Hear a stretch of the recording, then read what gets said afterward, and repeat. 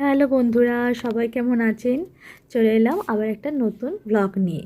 তো কিছুদিন আগে আমি গিয়েছিলাম একটা বিয়ে বাড়ি। বিয়েটি ছিল আমার বন্ধু কাম রিলেটিভ। ও সম্পর্কেও আমাদের আত্মীয় হয়, প্লাস আমার ফ্রেন্ডও হয়। তো তার বিয়ে ছিল। আমরা এরকম সকাল সকাল বাসে করে সমস্ত রাস্তা পেরিয়ে অবশেষে পৌঁছলাম রিসর্টে। বিয়েটা হচ্ছিল মন্দারমণি, যেহেতু মানে ব্রাইড গ্রুম দুজনেরই ইচ্ছে ছিল ডেস্টিনেশন ওয়েডিংয়ে। তো সেই জন্য সবাই মিলে চললাম বিয়েবাড়ি অ্যাটেন্ড করতে মন্দারমণিতে। তো রিসোর্টে পৌঁছে আমার জাস্ট মানে এত ভালো লেগেছিল, আপনাদেরকে বলে বোঝাতে পারবো না। খুবই সুন্দর জায়গা ছিল, মানে এত সুন্দর রিসোর্টটা ছিল, আর ওখানকার পরিষেবা খুবই ভালো ছিল। তো খুব ভালো হয়েছিল। তো আমরা রুমে এন্টার করলাম, এটা ছিল আমাদের রুম।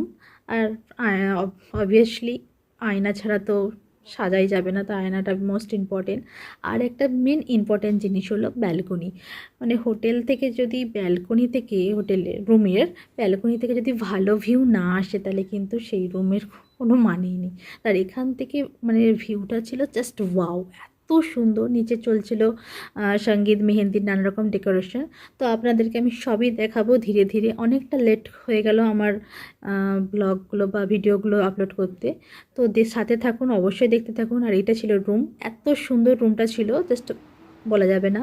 তো তারপর আমরা লাঞ্চ টাঞ্চ করে একটু সমুদ্রের পাড়ে চলে এসেছিলাম, যেহেতু হাতে একটু টাইম ছিল। তো সমুদ্র ধারে মানে আসবো সমুদ্রের কাছে, তো সমুদ্রের পাড়ে যাবো না তাকে হয়। কিন্তু এসে দেখি ওই দূরে কি কতগুলো মানে কচ্ছপ না মরে পড়েছিল, তো খুব একটা খারাপ লাগছিল। তারপরে গিয়ে মেহেন্দির জন্য আমি রেডি হয়ে নিলাম। এটা ছিল আমার মেহেন্দির লুক। তারপরে সাজুগুজু করে নিচে চলে গেলাম মেহেন্দি পড়ার জন্য। এখানে চলছিল মেহেন্দির অনুষ্ঠান, সবাই মিলে এখানে বসে পড়েছে মেহেন্দি করতে। আর এইখানে সবাই করছে একে একে। আর এটা হলো আমাদের মিষ্টি ব্রাইড, দারুণ মিষ্টি দেখতে, খুবই ভালো। তো তারপর তো আমিও করে নিলাম মেহেন্দি। তো এইভাবে চললো, আমাকেও মেহেন্দিটা পরিয়ে দিল। খুব ভালো লাগছিলো। আমি জাস্ট সিম্পলের মধ্যে রেখেছি, কেমন হয়েছে কিন্তু মেহেন্দিটা তোমরা কিন্তু অবশ্যই আমাকে জানাবে। তো মেহেন্দি এখানে চলছে, এরপরে সঙ্গীত হবে। তো মেহেন্দির পরে দেখতে দেখতে সন্ধ্যা হয়ে গেল।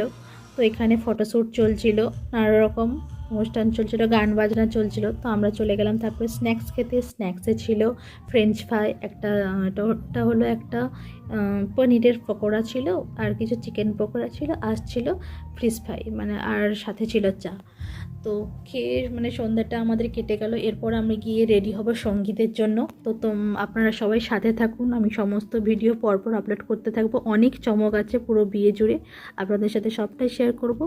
আর এই ভিডিওটা কেমন লাগলো আমাকে কিন্তু অবশ্যই জানাবেন। দেখতে থাকুন আমার ব্লগগুলো, আর কেমন হয়েছে আমাকে কিন্তু অবশ্যই জানাবেন। টাটা।